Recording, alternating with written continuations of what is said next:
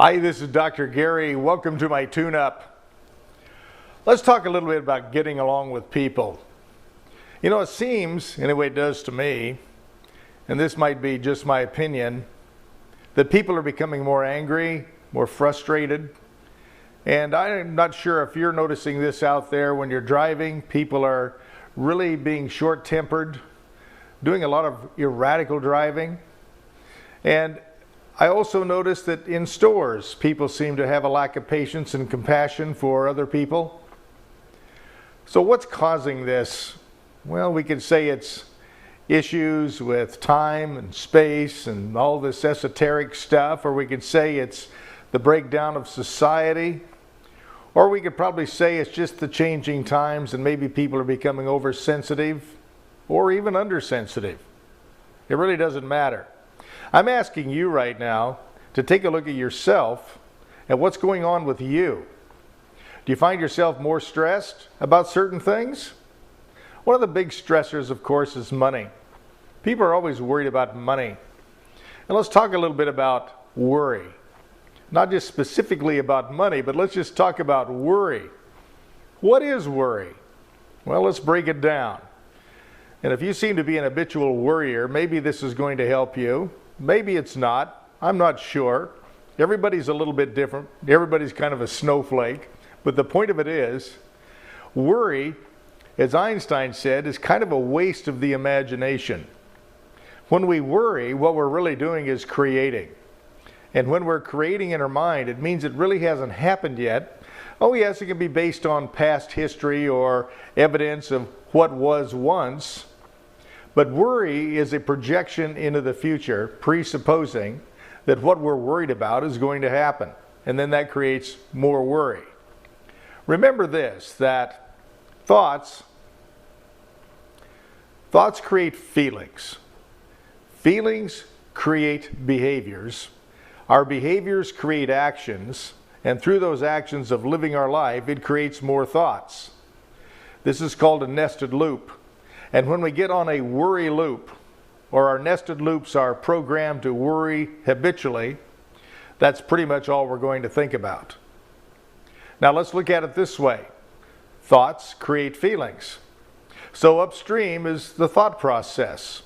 If we can learn to control our thoughts, and how we do that is to take dominion and control in the moment and become conscious.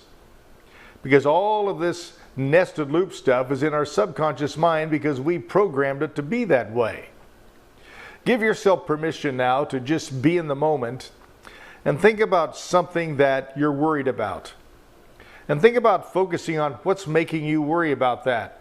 It's probably based on an experience in the past. Let's just use an esoteric thing like maybe the rent's due.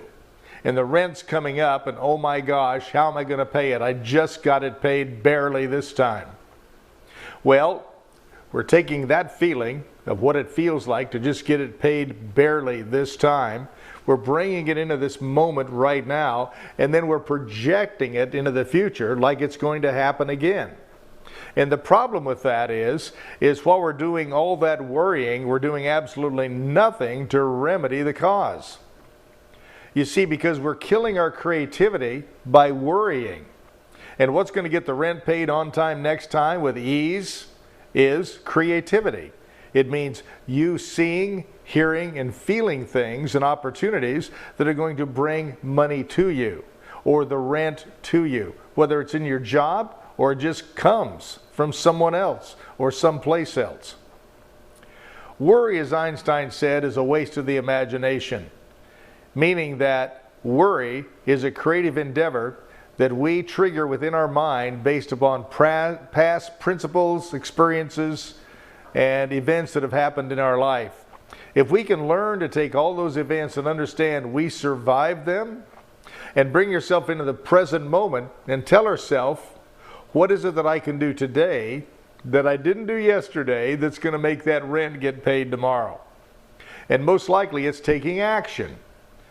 Think thoughts that are going to give you the opportunity to be optimistic about the moment. Because the moment, this moment right now, you and I talking right now, is where that opportunity lies. And remember, worry is just a thought. The past and the future exist only in our thoughts. This moment is real. This is where we can take action to remedy all those things in the future that we're going to be doing. And it doesn't necessarily mean it has to be dictated by the past. The past does not dictate what the future brings. It's only data that we can use to correct our moments right now so the next moments are better. Also understand that everything you're worried about, everything you worry about, hasn't happened yet. It just hasn't happened yet. You may have had history of it happening in the past, but right now it's not happening because it's in the future. Bring yourself back to right now and tell yourself, I'm going to decide right now, I'm going to allow myself to find solutions to this today. By doing that, now you're feeding your subconscious mind information where it can say yes to that and start focusing on that rather than worrying about it. Let's practice that. It actually works. If you'll actually apply this, it will work. I do it myself all the time, and oh yeah, I got these same kind of worries you have, just like everybody else in the world. We all got the same worries. It's called survival. But the way we're going to survive is to take action today based upon seeing ourselves succeed rather than failing. Until next time, this is Dr. Gary, and oh, by the way, I would really appreciate pushing that subscribe button and hitting the little bell so when I put out a new video, you're going to know because you're going to be notified. And also, I appreciate all the feedback from all of you, and understand I'm more than happy to talk to any of you using Zoom or Skype. If there's something I can do to help you, we can talk about what that would cost and how we do that. But I have many of you taking advantage of that, so I have a broader base of people I can help worldwide. And again, thank you for supporting the tune-ups. I really appreciate it. And again, remember, you become what you think about the most if you put passion behind it. Think about what you want rather than what you don't want.